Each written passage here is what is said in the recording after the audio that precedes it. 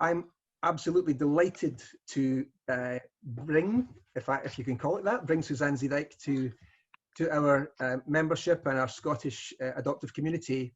I met Suzanne in 2014 in Orkney, a long time ago, and was really quite taken by the absolute passion for bringing the science to me, to the everyday person on the street, to try and help people connect with themselves and connect with people in more authentic ways. And it's made a huge difference. And I would certainly credit Suzanne with starting my journey in a much more serious way. Oh. So we've touched base a few times since then.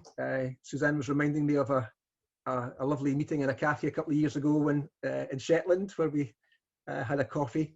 But I think it's certainly in my mission in asking Suzanne was the fact that Suzanne makes sometimes things that are hard for us to grasp much more understandable.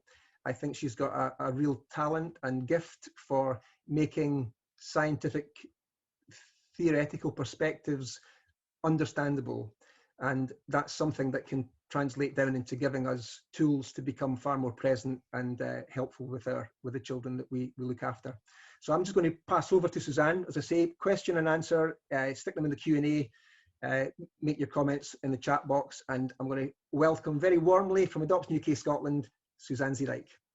Oh, it's lovely to be here. Kevin, don't go away yet. Okay. Oh. Everyone, it is so lovely to be here. And these are such strange times. In March, I had never delivered one of these ever before. Just heading into March, we had just tried out our very first one, and then lockdown delivered and arrived, and all of us had to learn to use this equipment. So wherever you are, it's a delight to welcome you. Can I get you to take a risk, please? Because it will help me if all of you could put into the chat bar where you're joining us from. And then I have a sense of that you're all out there and that where you're coming from. And can I make it harder even than that? Can you be sure to choose panelists and attendees? So in your chat box there at the bottom, you'll see a little blue line, and some of it says panelists, and some of it says panelists and attendees. And so already, if this is still new for you, you're having to work out how to do this. And here's part of why, not only is it helpful to me to see all the places that you're coming from, it actually helps us to think about what it is like for children to do things that are scary, because for some of you, chatting in the chat box is scary. And for some of you, figuring out how to use the chat box and make sure that you're ticking attendees is scary. But look what has happened.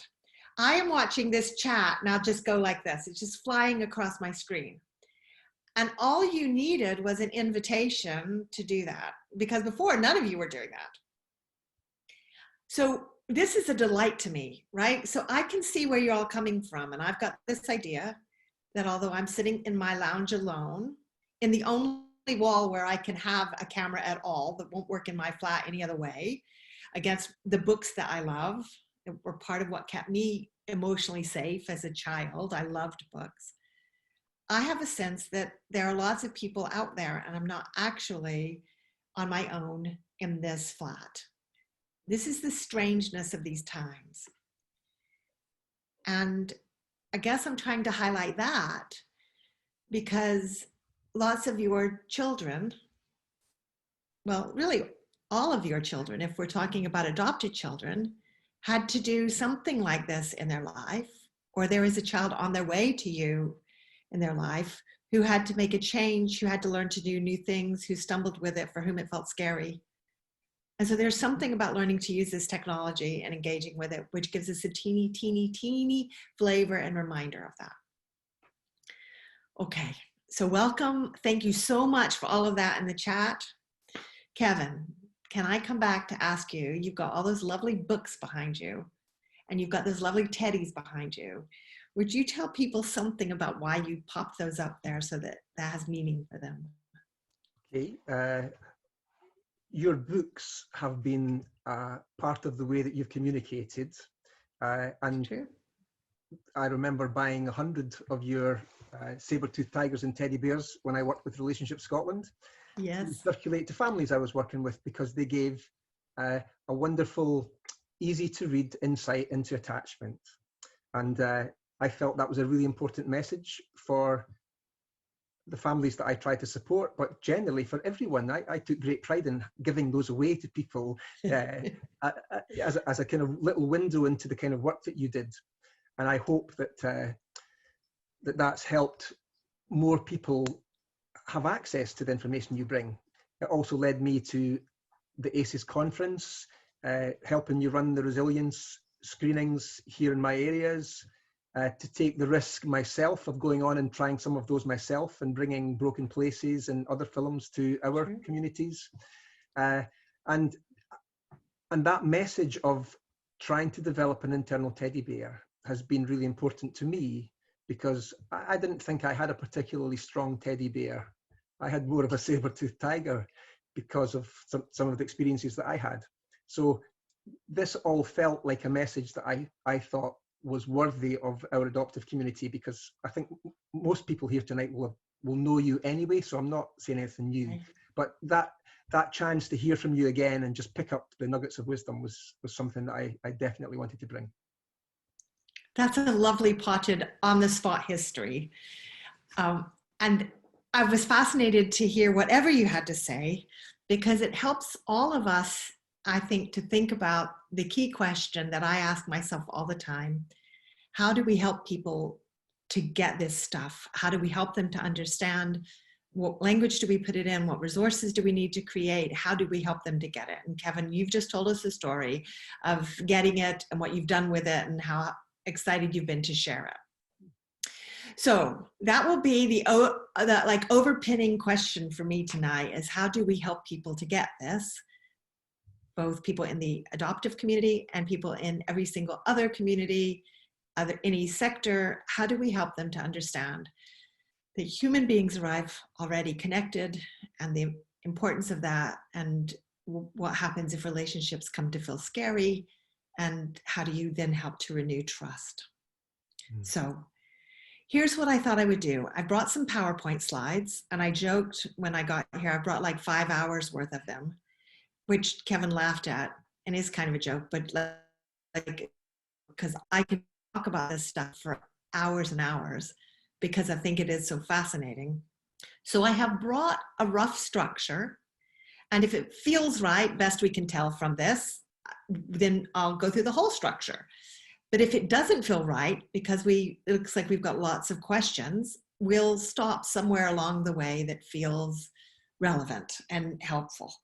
Because as with children, I have a plan, but it might well fall apart as you know, as the evening goes on, as relationships go on, as life goes on.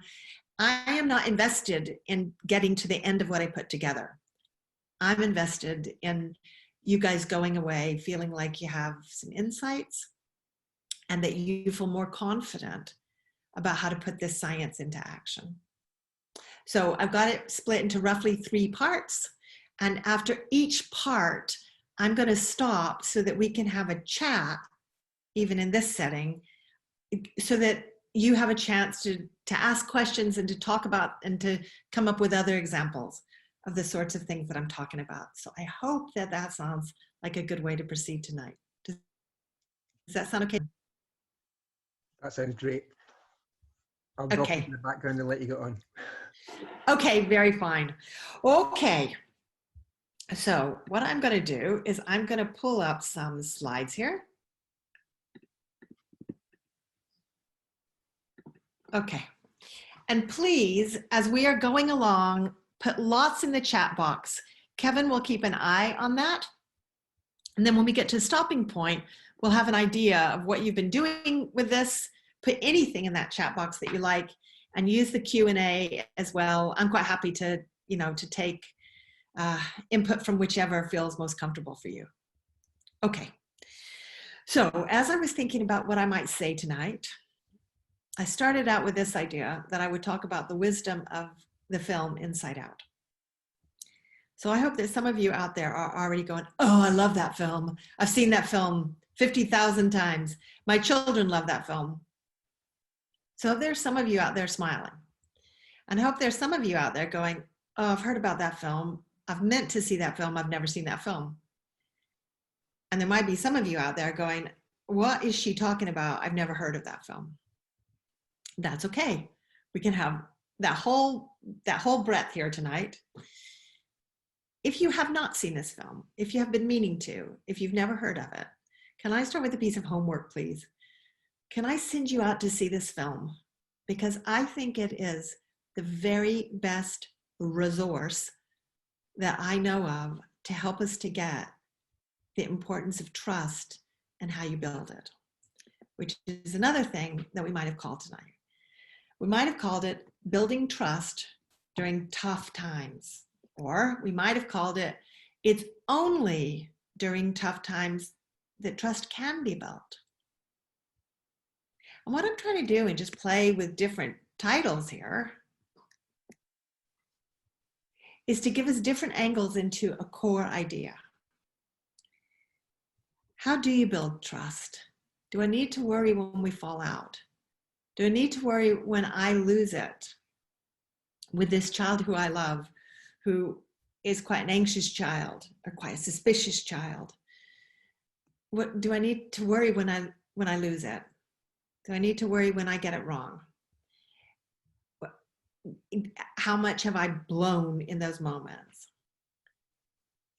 Here's the reassuring thing about what I thought I would talk about tonight. It's only during tough times that trust can be built. Here's another way to say it. Therefore, if you can embrace the tough times rather than get scared of them, that lets you relax. Here's one more way to say it. Making up matters more than messing up. I love talking about this because I think it's the most relieving thing that I have to tell people. It's absolutely part of what I think of as attachment, and I'll come back to that in a moment. But a lot of people don't get to hear about this part of it.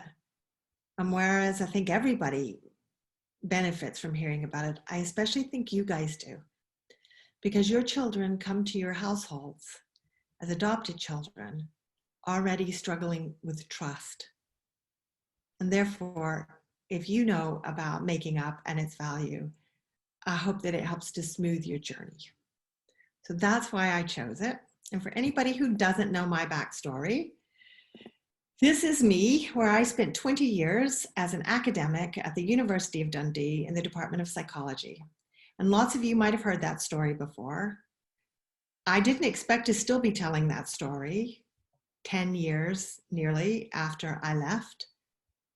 But I find that it's really helpful because it goes back to that question that we started with in that chat with Kevin.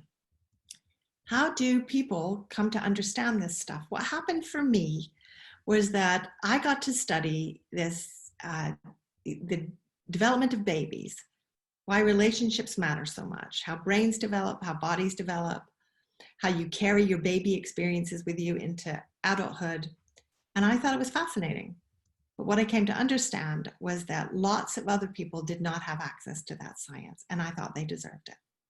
So it is now heading toward 10 years ago that I took a big decision, and I decided to step away from full-time academic work and try to reach the public with that science of connection.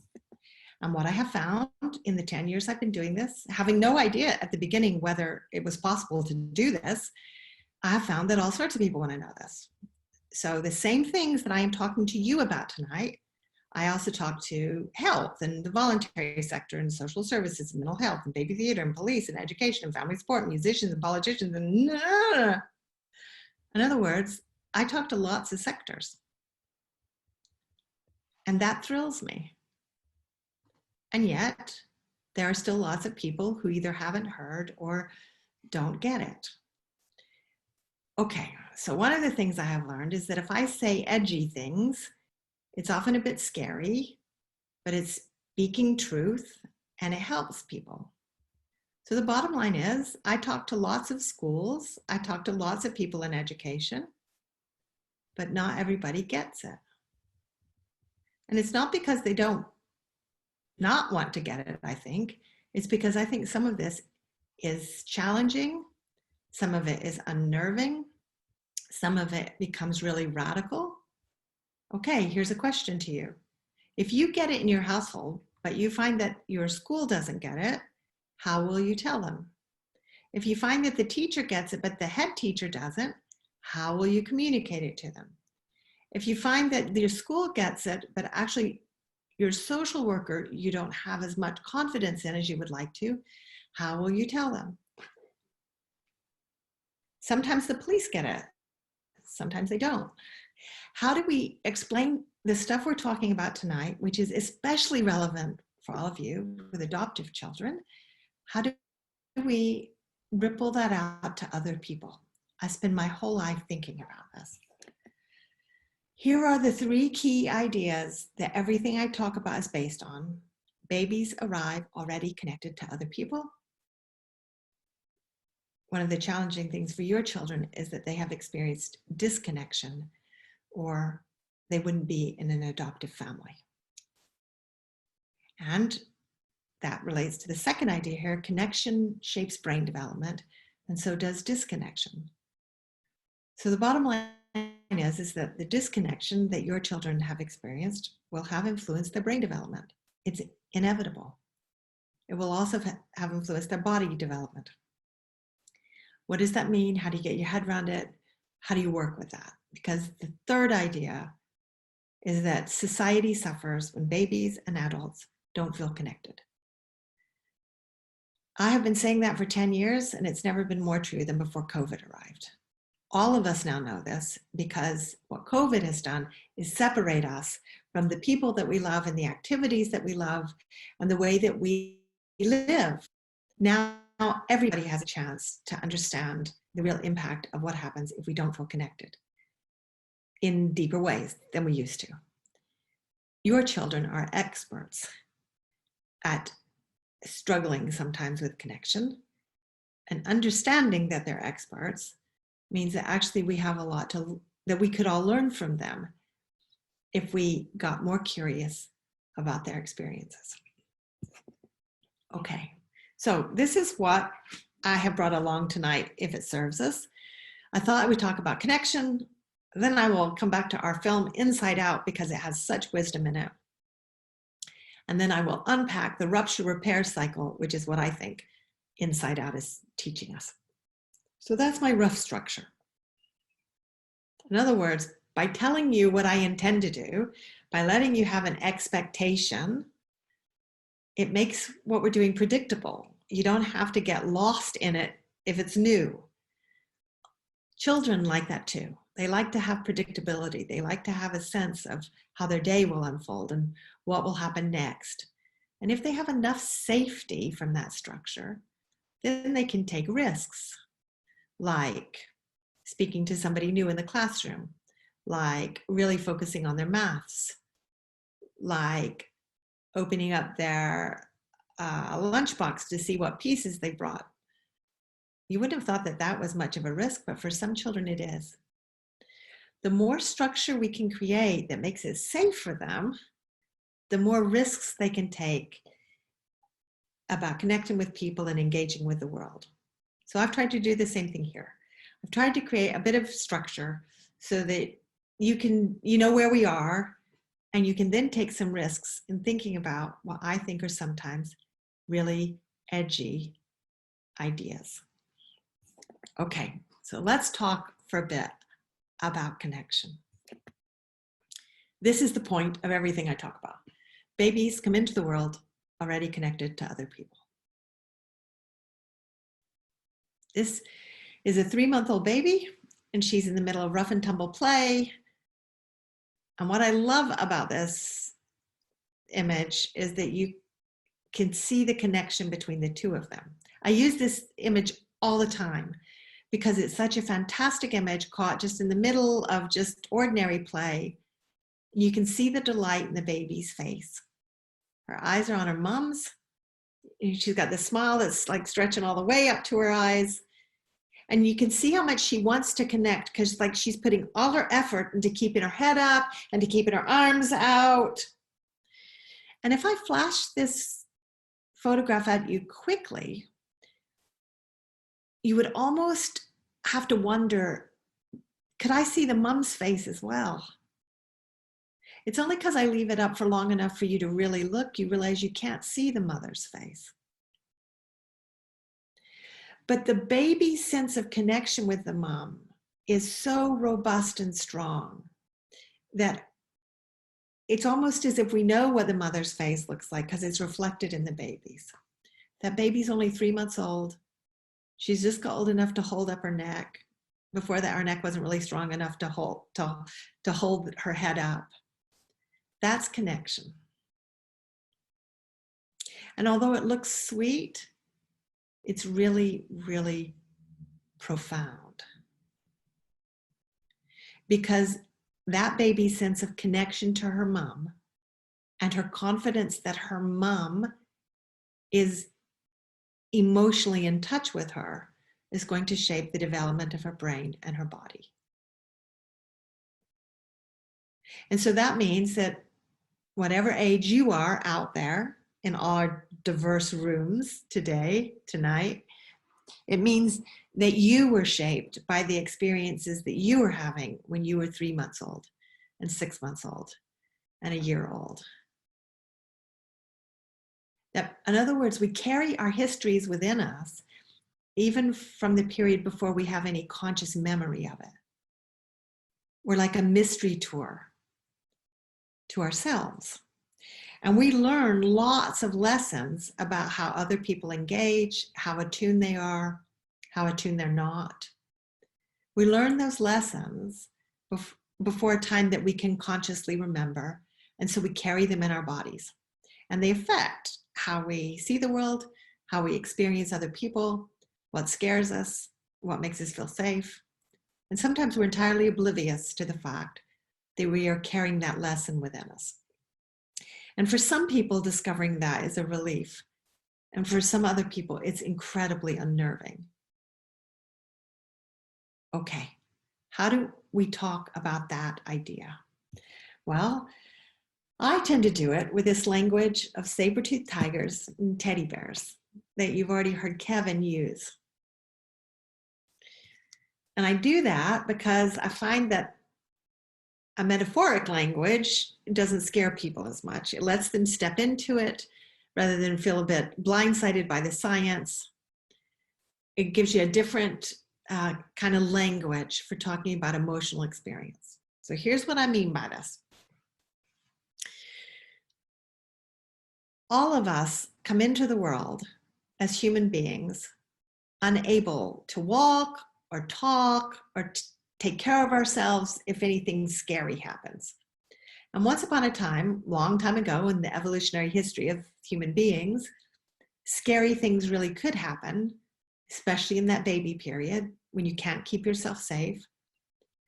Saber-toothed tigers can come into your village and eat you. And I could have talked about leopards or lions, but I like talking about saber-toothed tigers because they have great big teeth and it's quite clear that they are dangerous and scary. And it kind of lets us laugh because we all know that saber-toothed tigers have been killed off and they no longer exist, except that unconsciously in our evolutionary history, we don't know that they're killed off. And our babies certainly don't. Our babies bring with them their evolutionary history as a human being, that they are wired for danger and anxiety. And unconsciously, they know, if know is the right word, that if someone isn't paying attention to them, isn't tuning in to their needs, then they're in danger. They don't feel safe. Because you need to be sure that your parents are paying close enough attention that if you really are in danger and you start to cry, your parents will turn and come and save you. And if you don't learn over millions of little tiny interactions that your parents will come and save you, then what you have learned is that the world is a very scary place and you need to be on the lookout yourself for when danger approaches. That's the whole basis of the human attachment system. Your children have had more saber-toothed tiger moments in life than some other children. That's the nature of being adopted. They have experienced some form of disconnection that not all children experience. Other children can experience other forms of saber-toothed tiger moments. They too can become really wired for saber-toothed tiger fear. But here's the thing.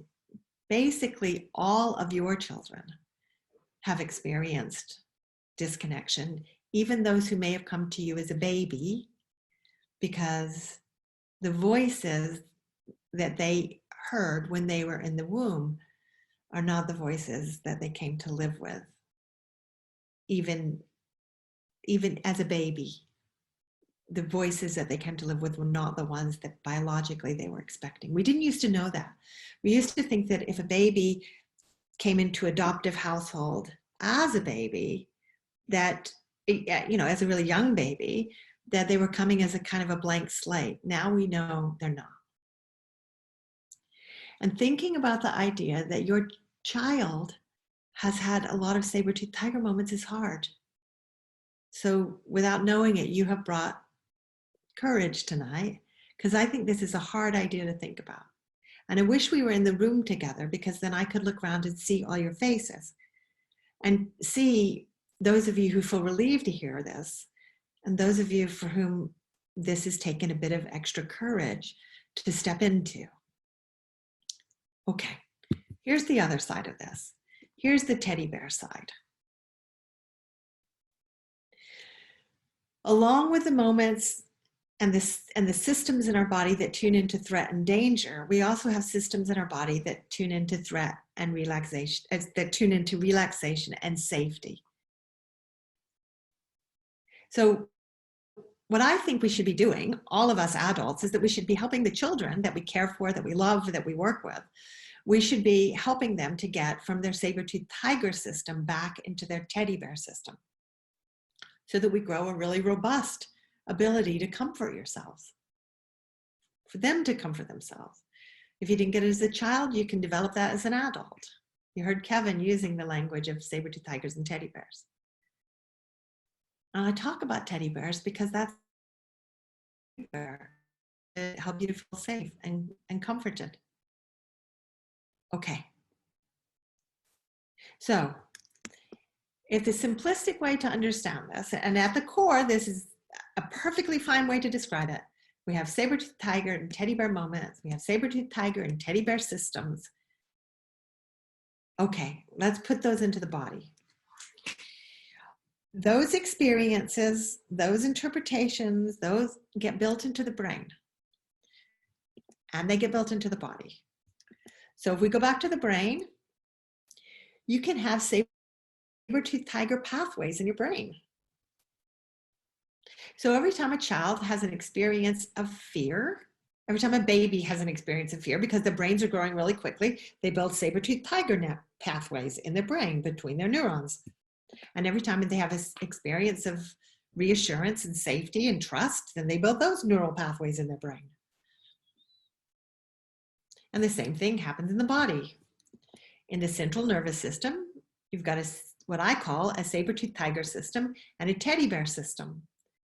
You can see there at the top, they can also be called your sympathetic division and your parasympathetic division of the central nervous system, but who can remember those words? I call them the saber-toothed tiger and the teddy bear system because people can remember those.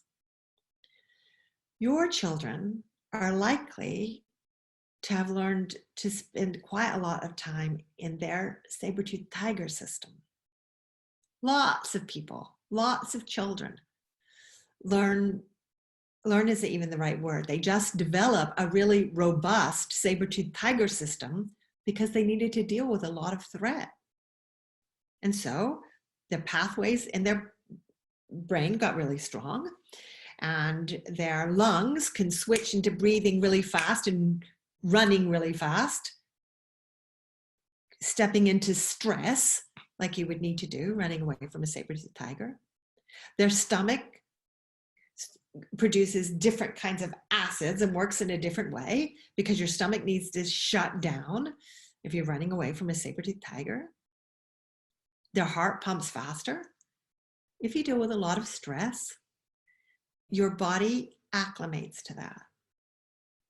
If you can't get back to your teddy bear system, that's not healthy. And we tend to live in a pretty stressful world these days, and it got even more stressful in COVID time. If you can't get back to your teddy bear system, that will become unhealthy over time.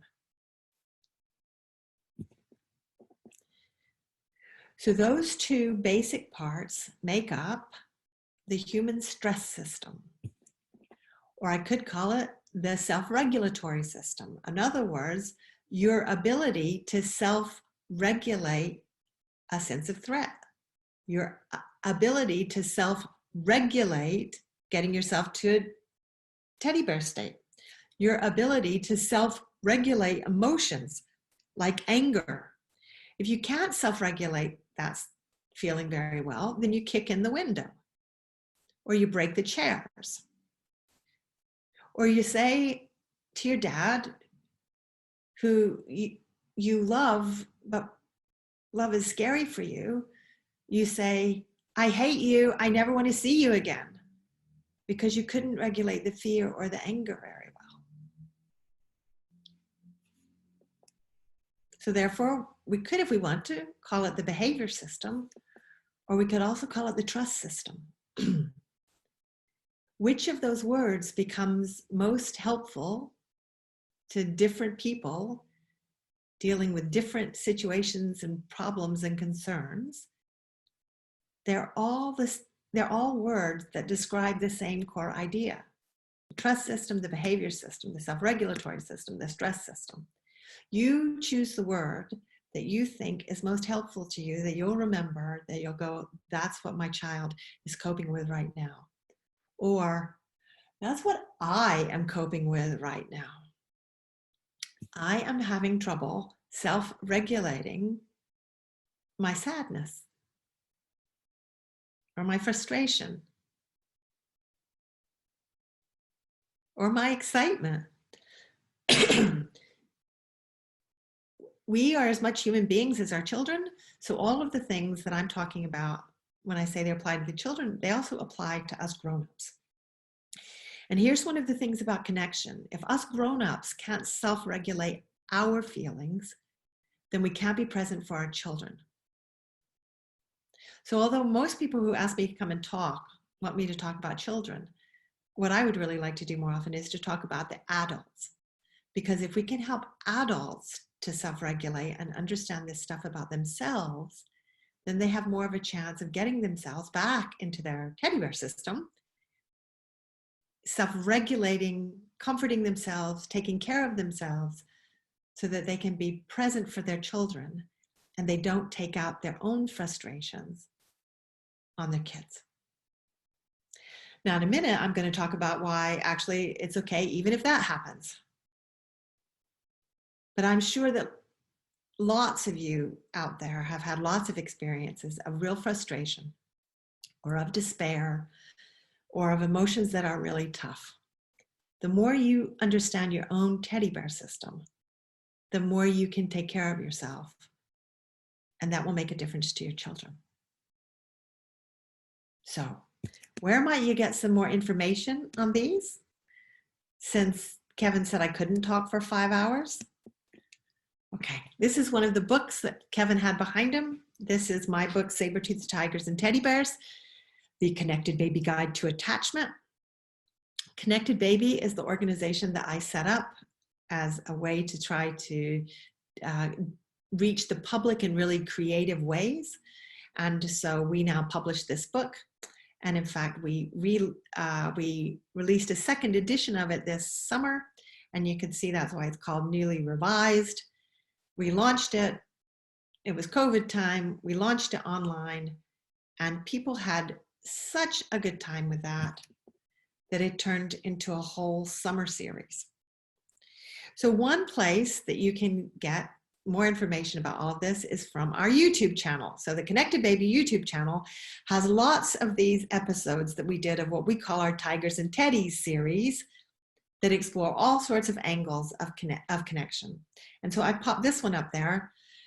You can see that this is called Attachment Theory for Parents. And so I invite guests to come and talk about how they've made use of this information. So you have more voices than mine, and I really like that. I could let you know that on the 7th of November is our next episode, because we took it from a summer series into an autumn series. And our next episode is on the 7th of November. And we're going to talk about trauma-informed secondary schools. So we have 2 schools coming who are secondary schools who have made use of this kind of information, and they've worked it into their schools in different ways. So if you need ideas about how this might be relevant to schools or teachers or your child's school, come along on that day and hear what they have to say, because I hope that by having people tell their stories, it inspires other people and it can ripple out. It's one way of spreading this information. Now, I also wanted to pop this in, and I didn't know that Kevin was going to have his book behind him. So this is the other book that we launched this summer. It's called The Little Iceberg, and it's written by Nikki Murray and illustrated by Sylvia Lynch. And we call this a children's book, although sometimes people have said that it is more than a child reading on their own.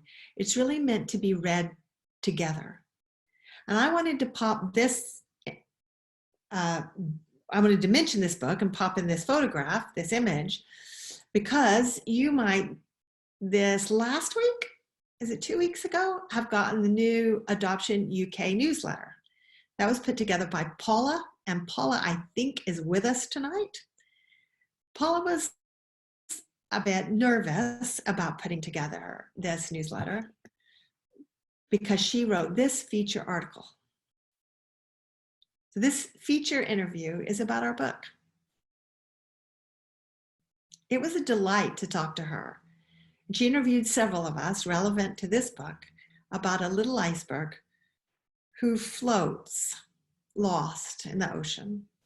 She used to belong to an ice shelf, but she got disconnected and she's floating in the ocean now alone. And it's hard to be alone, but all her ice protects her. You might get a sense of where I'm going with that. It's a metaphoric story for children who protect themselves from getting hurt and from other people in the world by covering themselves in emotional ice because they struggle with a sense of belonging. So we were delighted to talk to Paula about our book because it's absolutely relevant to your children. And I particularly wanted to highlight this part of Paula's article because she spoke to one of the adoptive moms that's in our wider team of supporters. And Hazel's son loves this book. And she said in this article, it's a beautiful book. The illustrations really pulled my son in, and he examined them in lots of detail. And he said, you feel safe when you see the rainbow. Now, he means this page in the story. This is the rainbow page. This is not to have any spoilers, but this is when the little iceberg starts to begin to discover a sense of belonging once again. And Sylvia Lynch, our illustrator, captured that with this real rainbow celebratory scene. But I think for Hazel's little boy, because he was reading it during a time of lockdown, he'd also taken that message about rainbows that was in all the windows. And he knew that they were meant to signal safety. Now, here's one of the insights about beginning to think about, okay, so how do children develop a sense of safety to get back to their teddy bear system? He was so connected to the story that he requested a rainbow-styled wristband for his transition for going back to school. In other words, this story meant so much to him that when he went back to school, his mom got him one of those plastic bracelets that you can get now in rainbow colors. And for him, that connected him to the story, and it will have connected him to the experience of reading the story at home. So that if he's wearing a rainbow bracelet, it becomes it's a memory of home, but it's a tool for literally helping to boost a sense of safety in his body that his mom knew to get him, because she has now tuned in to the kind of stress that he'll be carrying, and she looks for ways to boost his sense of safety. And in this case, she's doing it through a rainbow-styled wristband that will have cost about 50 pence. It doesn't sound like much, but that will help to keep her little boy feeling safe, calling to mind memories of that rainbow, which has come to mean so much to him when he's in school. So if he has that help feeling safe, he can focus on his math. He's less likely to shout at the teacher. He's less likely to kick his desk. He's less likely to stomp out. He's less likely to dissociate because he has a rainbow bracelet on. The solutions are not rocket science, but understanding why they are so effective often feels profound. So I also just wanted to let you know that in this book, it comes with a guide, and on the back of that, we had quotes from lots of people, and here's one more from Hazel. I just thought you guys would like to see this because we tried to give a sense of what different people were doing with the information in this book. And Hazel and Andy are quoted as saying, "This is a beautifully written, illustrated book. It feels gentle and explores powerful themes that we can explore with our son and discuss over time. It's a treasured addition to our collection of books." Okay. For me, this speaks to the theme of how do we ripple this information out to everybody, including our children? How do we help them to talk about their feelings? This story was drafted by Nikki Murray, who you may all have heard of because he has had interactions with Adoption UK. And so you may be familiar with his name, and therefore that helps to connect to other people and ideas that you've had. This begins to knit it together. If we keep layering different voices and different ways of talking about this, I hope that more and more people will get the importance of the self-regulatory system and of us listening to that. So as I come to the end of this section, when I thought, okay, of all this, what is the most useful information that I think that I can give all of you tonight? I think it is this SOAR idea.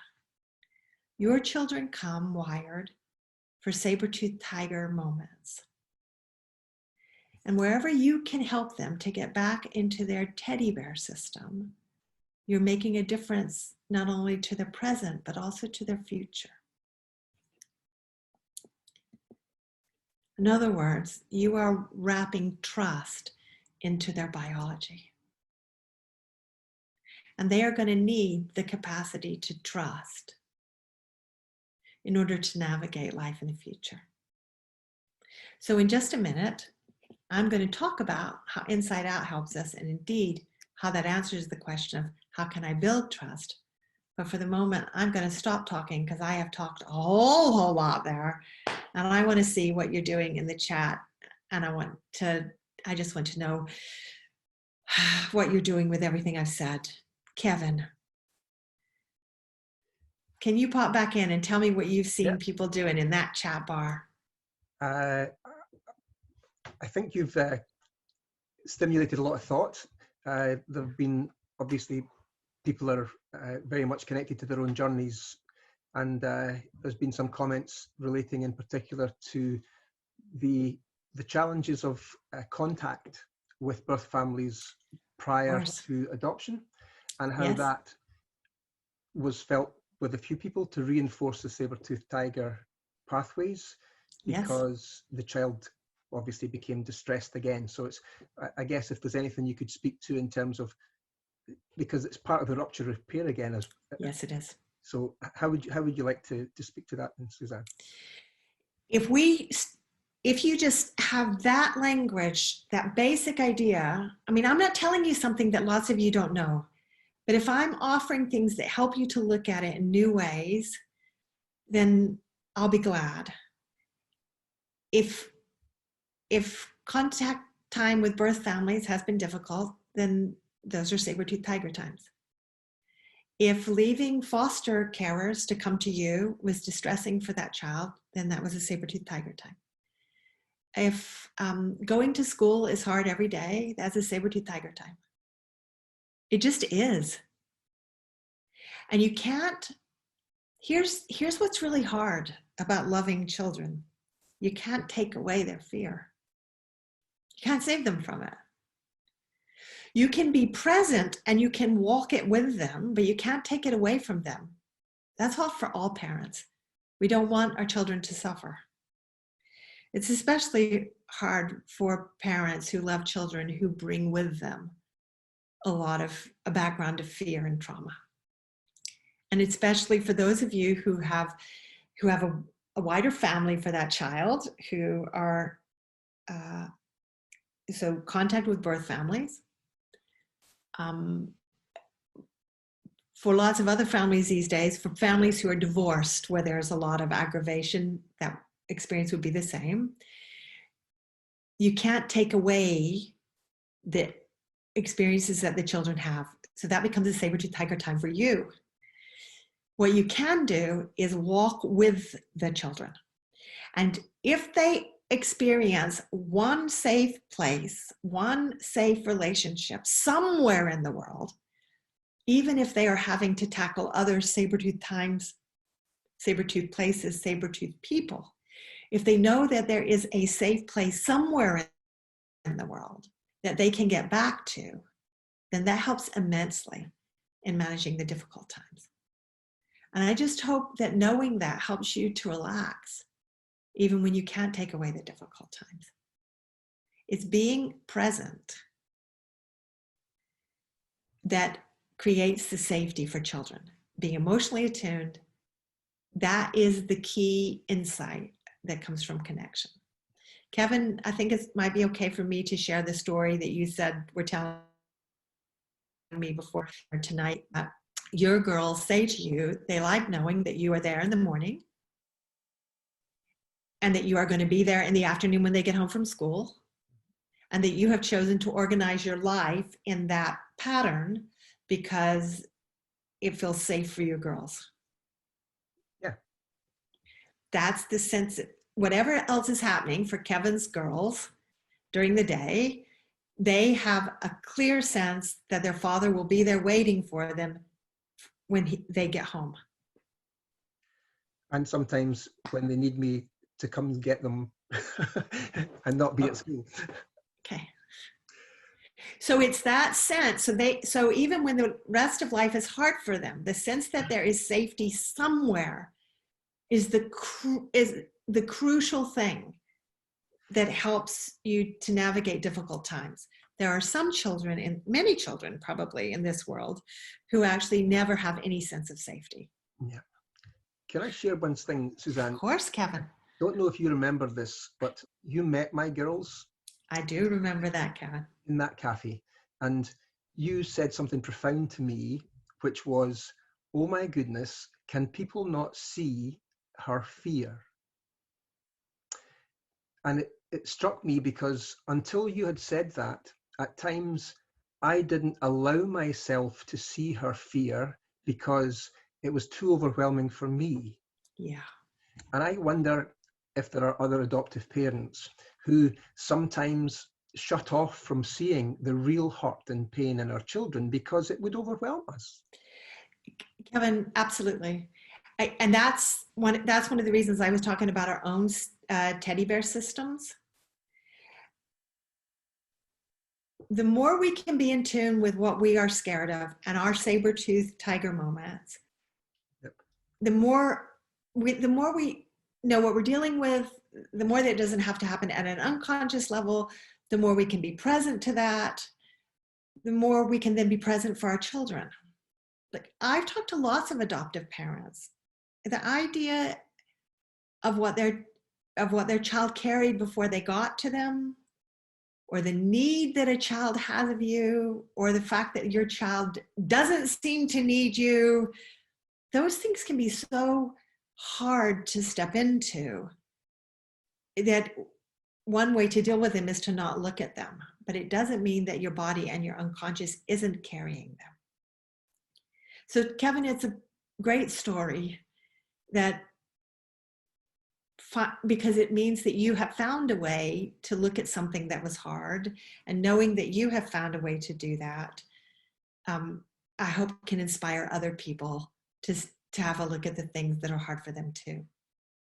Here's one of the things that's hard for me right now. This is really hard for me to do as a webinar, because I have no faces other than Kevin's to look at. If I were in a room with all of you, meaning, no, Kevin, come back. Meaning that I have no idea if what I'm saying, I have no faces that are a clue for me, right? So I don't know if what I'm saying is pushing some people too far, or other people are thinking, yeah, I get that. Or other people are struggling with it. If we were in a room together, I would have some sense of that from everyone's faces. But I'm having to make a best guess that the words I'm using and the tone I'm delivering it with is meeting quite a lot of needs out there. And some of you will be in your houses alone dealing with these ideas, some of which I think are edgy and profound. I would say, just looking at some of the comments coming through, Suzanne, I get a sense, and I mean, people can comment, but there's a sense of real anxiety with adoptive parents around trying not to contribute to more saber-tooth tiger moments. And some of the comments, things like, I don't want to be late for pickup. And that brings with it anxiety. You know, I want to make sure that I'm not letting my child down. I want to make sure that I'm reliable. And that adds a layer of pressure sometimes to our parenting. It absolutely does. And Kevin, I'm really glad that you said that, because I'm going to bring in some more slides now, because having boosted all of your saber-tooth tiger moments and having talked about anxiety, I want to show you, and I want to help you to relax about why, even if you are late, you know, if whatever you are carrying anxiety about because you're trying to take it away from your child, even if you don't get it right, that the most important bits are not the moments where you mess up. The most valuable bits are the points where you make up. So this is the bit that I hope is really, really relieving. Okay. So let me come back to these. Okay. So I want to talk about what the film Inside Out tells us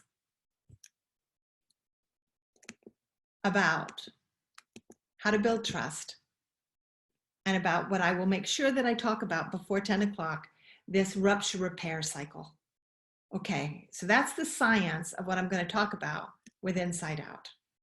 This film, Inside Out, has at the center of it these 5 guys that are living in the brain of a little girl named Riley, who's 11 years old. So the film is partly about Riley, but it's also partly about the 5 emotions that live in her brain and drive her behavior. Joy in the yellow, disgust in the green, anger in the red, sadness in the blue, and fear in purple.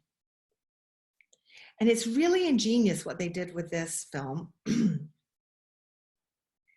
The emotions that are driving her brain.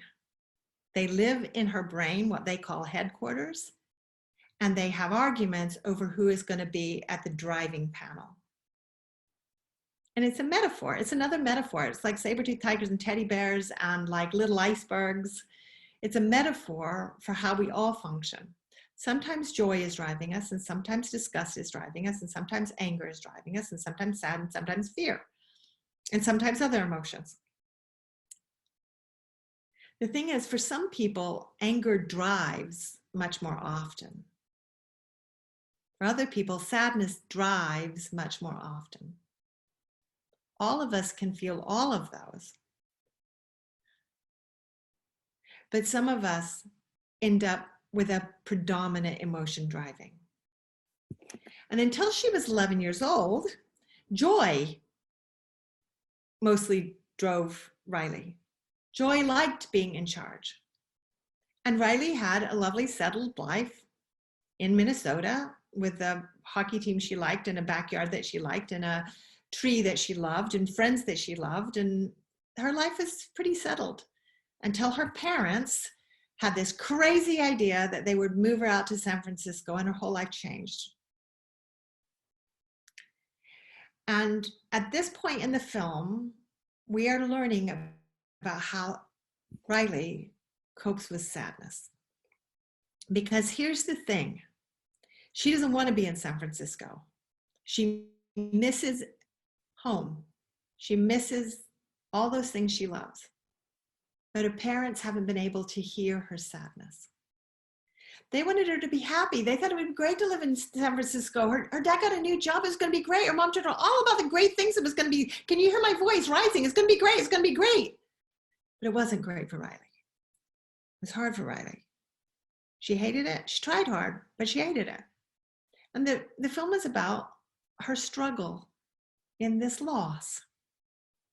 And it's really about the fact that her parents can't hear her sadness. So she's left to cope with her sadness on her own.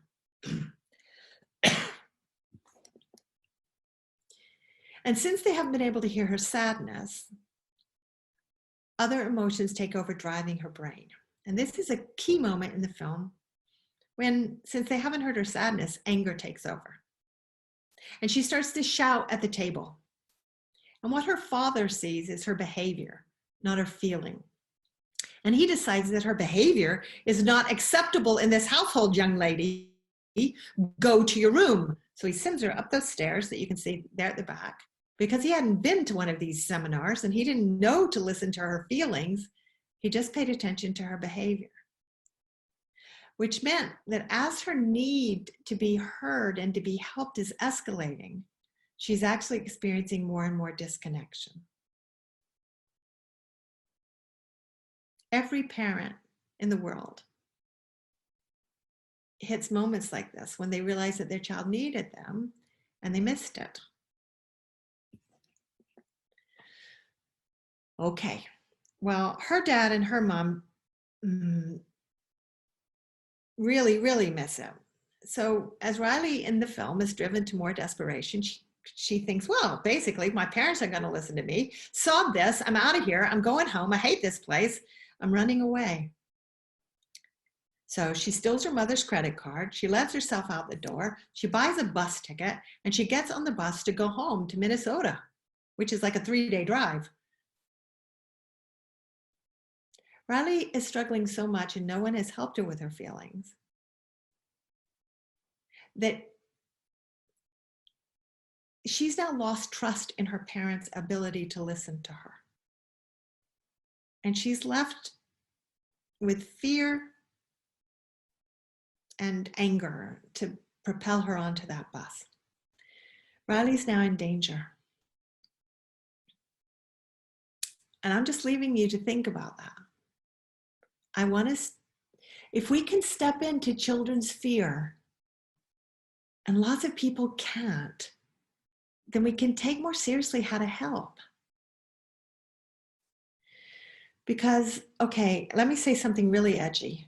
There are children who get on a bus in real life and they don't come home. They don't go back. They run away. How could we have services who would help? Okay, so having thought about that, this is a Pixar film. It ends happily. It's a Disney film. It ends happily. Riley takes this last moment and thinks, basically, okay, before I do this, I'm gonna give my parents time, one more chance. I'm gonna trust one more time. So she gets off the bus. She runs home and she steps back through the door. into a household now where her parents are very anxious because they have realized she is missing and they don't know where she is. Guys, this is the look to look for on your children's face. This is a face that is full of emotion. She's struggling. She wants her parents to hear her sadness. They didn't hear her anger earlier. They didn't hear her fear. And now she's bubbling over with sadness. This is the moment at which she tells her parents, I don't like it here. I don't want to be here. And I hope that you are not mad at me for not feeling what you wanted, which was to love San Francisco. I don't. She's taken a real risk here. And finally, her parents can hear her. They finally tuned in to what she's feeling. And this is the key moment for building trust. It happens ever so subtly in the film. This is the moment in which Riley is looking at the floor and is overcome with sadness. She can't look at her parents, but because they are paying attention, they are giving her their full attention, and they indicate they're hearing her. She can take the risk of just shifting her eyes. She hasn't brought her head up. She's taken the risk of shifting her eyes and looking at them. She feels heard. This is a moment of trust because she feels heard.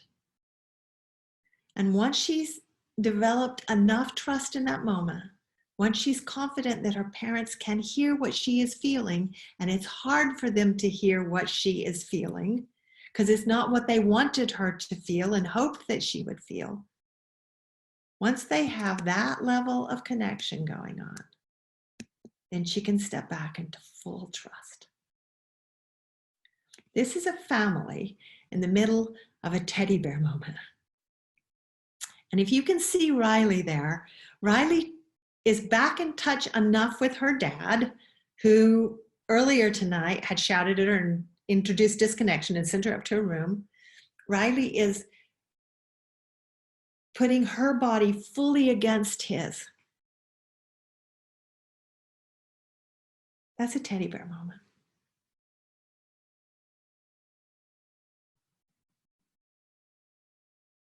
Some of you will have been lucky enough in your family with your children to have had those moments. Some of you are still longing for them because you would really like your child to trust you.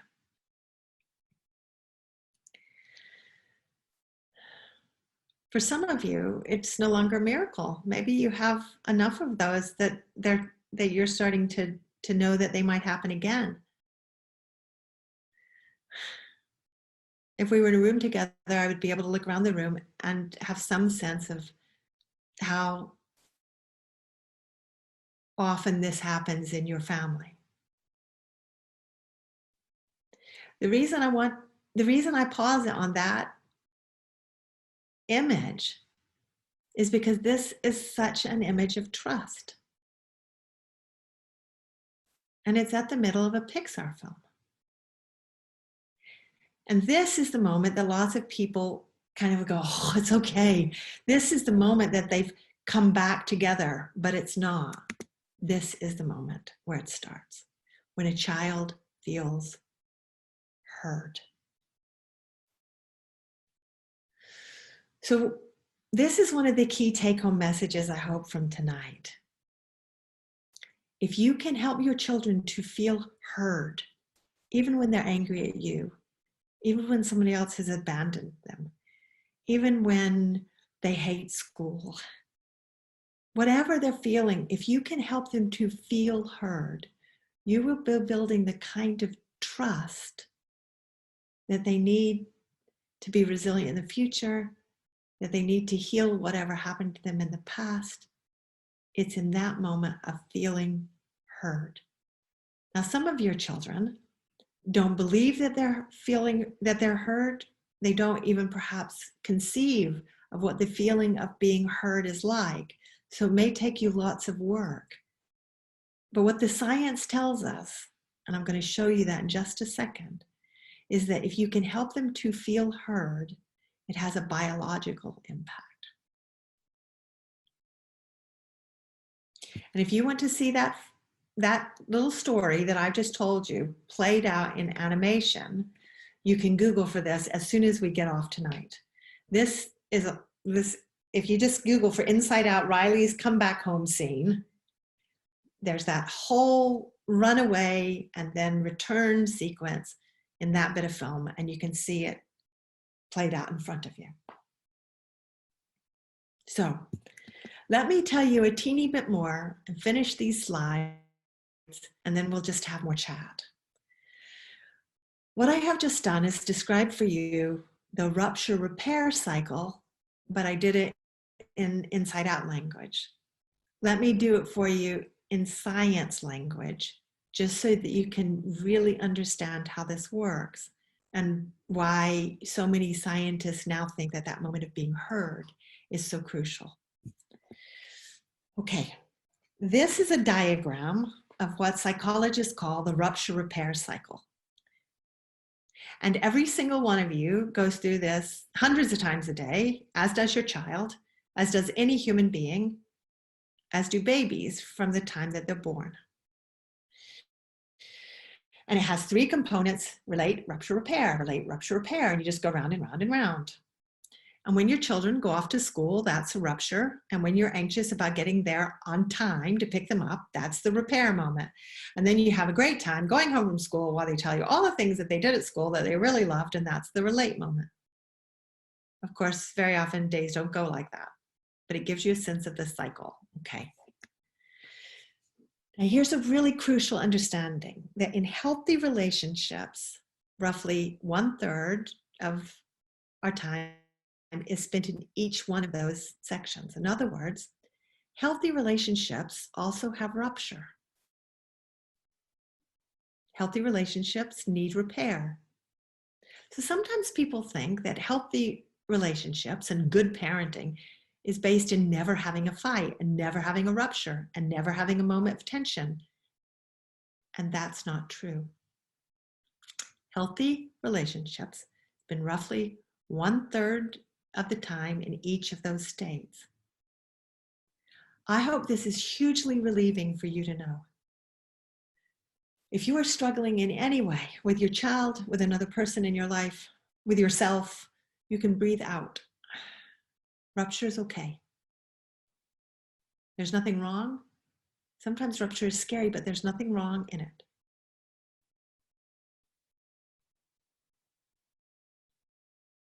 Now, sometimes people think we shouldn't use the word rupture, and some people use other words for it because rupture sounds like it has to be something big. It doesn't. It can just be a disconnection. If I said, hang on just a moment, I'm going to go put the kettle on and get a cup of tea, that would be a rupture too. Even if I kept talking to you from the other room, from my kitchen, it would be a little bit of a rupture because you couldn't see my face. That's why this is why webinars are weird. We're a bit in tune, but we're not as fully in tune as we could be. And we've all had to learn to cope with that. We used to all be in a room together. So it felt much more like relate. Okay. What we saw in Inside Out is a relate, rupture, repair cycle. They used to have a good time together. They moved to San Francisco. Riley kept having difficulty. Her parents didn't pay attention. So there was more and more rupture, and her parents didn't know to repair it until it all blew up and Riley ran away. Luckily, she came home and gave her parents a chance to repair with her. And it was in that moment of repair that their trust has grown stronger. That family will be stronger now because it comes after this really big, scary moment when Riley ran away for a minute. Guys, here's the key thing in this cycle. Trust only comes with repair, and repair only comes after rupture. It's in the shift from rupture to repair that resilience is built, that families get stronger, that couples have a fight and make up, and they come to know that they can make up. And so they're less freaked out when they have a rupture because they know they'll get back to repair. And once you've got back to repair, then you can have the fun of emotional intimacy. We can walk down the street together laughing. We can keep on with the conversation that we were having before I went for a cup of tea. We can, once we've repaired and we're all in each other's arms, as Riley family was, then we can all laugh together and go have another ice cream for our pudding. And then we'll just go around and relate, rupture, repair, relate, rupture, repair, relate, rupture, repair, when it goes well. So one way that I often describe that is making up is more important than messing up. It's fine if you have a fallout. It's fine if your child has difficulty relating to you when they first get to your household. What matters is that you get back to repair. There are tons of people who in this country who don't fight well. They learned how to do rupture in their family, but they never learned how to do repair. You can learn to do repair as an adult. Some of you aren't very good at repair out there. You can learn to do that. If you mess up, focus on the making up. The making up is where the magic is. The making up is where the trust is built. I'm trying to find a way here to say it lightly. Making up is more important than messing up. Because here's the thing. This is our fantasy then, if we map tigers and teddies onto this. We have this fantasy that relate must be the teddy bear moment and rupture will be the saber-tooth tiger moment and then repair is the teddy bear moment. Okay, I can see how that fits together, Suzanne. Nah. I totally get that we think this is how it must feel, but it doesn't feel that way for everybody.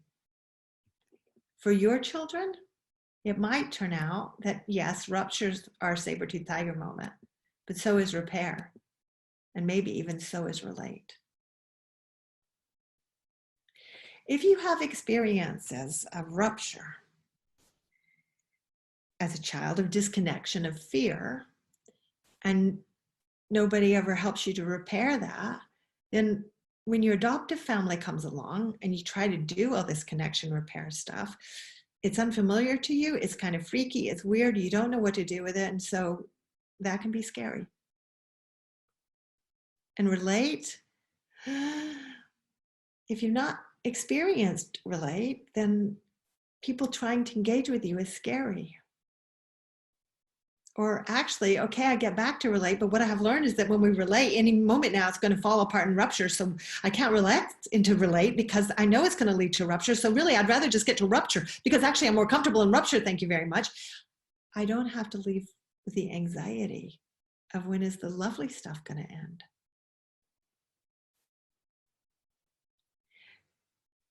So once you've got the idea that those three segments don't necessarily feel to everyone like they feel to us or like we imagine them, we can get curious about where the fear is and we can start to look out for the teddy bear moments where our child seems to be feeling safe, seems to be feeling relaxed, and we can build on those.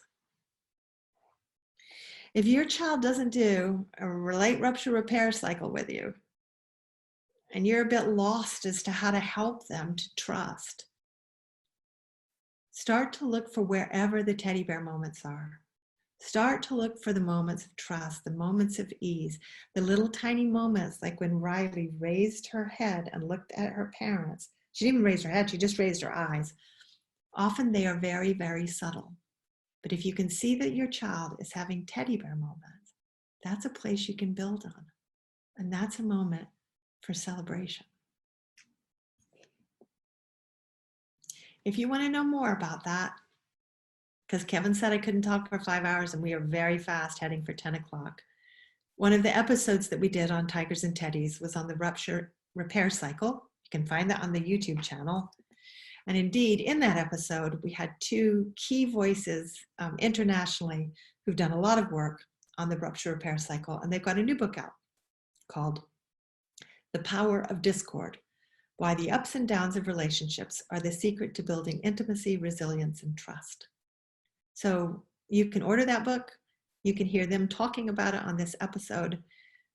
And I especially wanted you to know about that because your children will have experienced discord in their past because they came to your household as an adoptive child.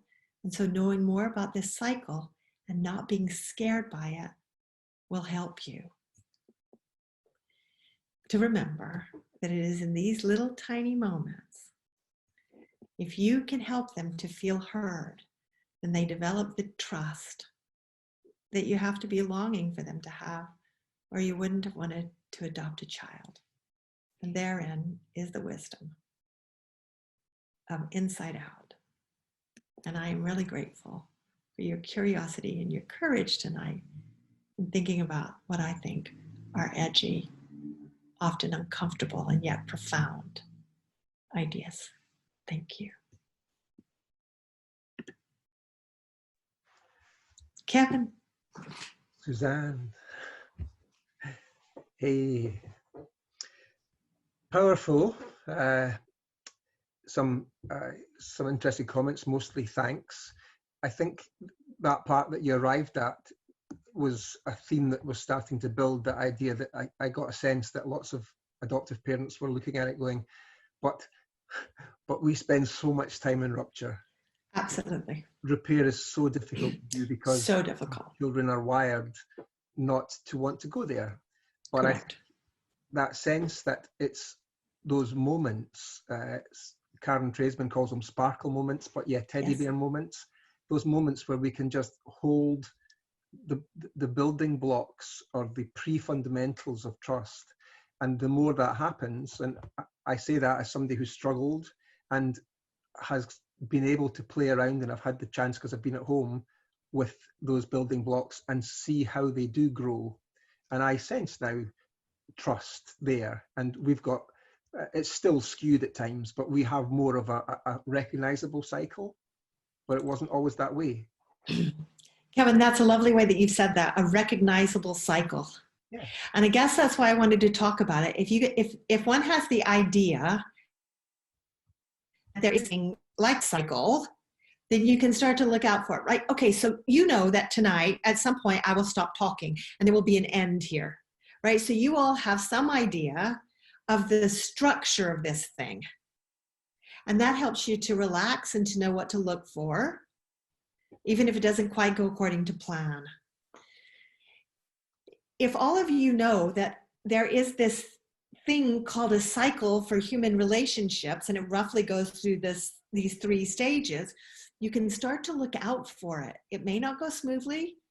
It may not take the form like I've described, but it can get closer and closer to that. But you miss it if you don't know about it. You don't know that it's significant. So you miss the moments that you could go, yes, she's just looked at me. She's just, and you have to do it really quietly because you don't want to make it a big deal, but you know that she just looked at you in a little tiny moment of trust. So you know that it's possible. When I work with early years, and we talk about when children at drop off, and I actually don't like that term. So it's a separation. And so in nurseries that are really in tune to this, the staff member are with the children while they're upset until they're not upset. And for some children, that takes half the day to get there. But I tell them the moment that you're shifting and that the child has started to calm down is when they start to look around the room. Okay, so they have recovered just enough to start to come out of your embrace, to look up and look around the room. Now they might go like that and start to sob again, but if they start to do this, you know that they are starting to recover. And when they step away from the carer's arms to now go play in the play kitchen, once they put a teeny bit of distance, you know that they have made it through that moment of drop off. And it gives those early years staff such confidence to know what to look for. Otherwise, it can feel kind of endless to them. They're kind of lost in that experience. So if you know that you're looking for the little tiny moments of trust, and that you can build on that, and that's a sign of hope to you, because it's easy to despair in all of this. I hope what that does is help you all to relax, because there's so much anxiety just in being a parent, let alone in being an adoptive parent.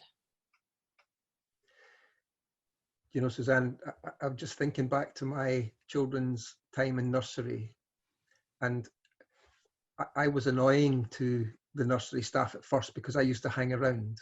Yeah. I used to say, I will stay until my child tells me that it's okay for me to go.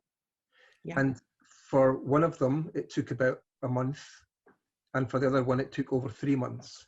But they got to the point where they would say, Dad, you can go now. And sometimes I would be curious or want to stay a bit longer, and they would so, no, Dad, you can go now. But I knew that I had helped them to feel safe. And Kevin, that story, you'd actually help them to do more than feel safe. You would help them to articulate their safety. Yeah. Okay. And I know that you did some work on this with Karen Traisman not long ago. Okay. Here's another, like this is a whole nother, I'll come back. Let's do this again. When you can articulate what you are feeling, then you have some conscious awareness of it, right? So if a child says, Dad, you can go now, it means that the child is aware of her own state enough to name it. Mm. And it means that she knows that she can share that state with her father. And it means that she knows that she has some control over how to manage her feelings. That's called self-regulation. Right? So there's 4 things. Why am I doing that? There's 4 things, 4 insights that come out of the knowledge that my child can say, you can go now, Dad. But it meant that they were in charge of their own sense of safety. If you have a nursery who doesn't understand that, then, okay, here's the hard bit. Nurseries make it worse. They don't mean to. If there are nurseries here, some nursery would take offense at my saying that. How do I say that in a tone or in words that don't make people feel embarrassed or ashamed or guilt-ridden? Because if we can't get curious about this stuff, we can't step into it, and we harm our children without ever meaning to. Quick question, Suzanne. Yes. I'm not sure. When our kids are scared and angry, yes, is it enough to say that you understand why they're angry and to agree that the situation is rubbish? For example, they said, if talking about their past or being adopted. Not sure, Lynn could possibly explain that, but what are your thoughts on how we validate children's feelings? Children's feel, yes, they feel that. Yes, they feel that. Yes, I hear you feel that. So in other words, hearing that they feel it, giving them back their words, helps them to feel heard. And if I put, that sounds so obvious, and yet it is not a way that our culture often operates. So Riley was angry at the table with her dad, and her dad didn't say, Riley, I hear that you're angry. Do you want to tell me more about that? Yeah. What her dad said was, young lady, you don't behave that way in this household, and you don't speak to me in that tone, and go to your room. He went to default level, and he decided that she'd been bad. Now, that doesn't mean, here's the tricky bit. It doesn't mean that anything goes. No. Children need boundaries too. But they need the boundaries whilst they're also emotionally validated. My very favorite person on this is Sarah Ockwell-Smith, and she writes parenting books. I think she's fantastic. She writes something called the Gentle Parenting series, and she gives an example of this, and she uses really strong language that I love. She says, your job as a parent, your job is to make your children cry. I love it. Kevin, your face just did the right thing. You went, what? That doesn't sound right. Yeah. Dan Hughes says that too. He became known as the therapist that made children cry. And I love it because it sounds shocking, right? What do you mean my job is to make my children cry? And I hope there are lots of you out there as adoptive parents who are going like, what? I don't want to make my kid cry. My kid's cried enough. I don't want to do that. And then she tells the story of what she means. Mm-hmm. She says, so if I take my child to the park, they love going to the park. I'll take my 5-year-old to the park. We take them to the park and we take their scooter and they're having a really good time. And then I say, now it's time to go home for our tea. And her daughter goes, I don't want to go home for my tea. I know, but it's time to go home for your tea. But I hate you. I don't want to go home for my tea. I know you don't like me right now, but we have to go home for our tea. So in other words, she holds your boundary. It's still time to go home for your tea. We're going home now. I have to carry a crying, kicking child and her scooter. We're going home for our tea. And I can hear you're still crying and we're still going home for our tea. But I'm hearing that you are upset about this, about me, at me. You're disappointed. It's hard to give up. It's hard to give up going to the park when you love the park. And disappointment is terrible. And your mother, you said that you loved me and now you're causing me disappointment. One of the things your children learn is that you can withstand their anger at you. And when they learn that you can withstand their raging anger, you become safer. Mm-hmm. That is the idea of a psychoanalyst called Winnicott, that if we can contain our children's emotions, then they don't have to carry them all themselves. When Riley got on that bus, she had to carry her emotions all on her own. That's too much for an 11-year-old.